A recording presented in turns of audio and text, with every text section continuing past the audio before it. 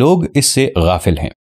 حضرت سیدنا اسامہ بن زید رضی اللہ تعالی عنہ فرماتے ہیں، میں نے عرض کی، یا رسول اللہ صلی اللہ تعالی علیہ وآلہ وسلم، میں دیکھتا ہوں کہ جس طرح آپ صلی اللہ تعالی علیہ وآلہ وسلم شعبان میں روزے رکھتے ہیں، اس طرح کسی بھی مہینے میں نہیں رکھتے۔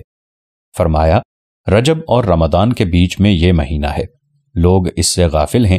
اس میں لوگوں کے اعمال اللہ رب العالمین عز و جل کی طرف اٹھائے جاتے ہیں، اور مجھے یہ محبوب ہے کہ میرا عمل اس حال میں اٹھایا جائے کہ میں روزہ دار ہوں۔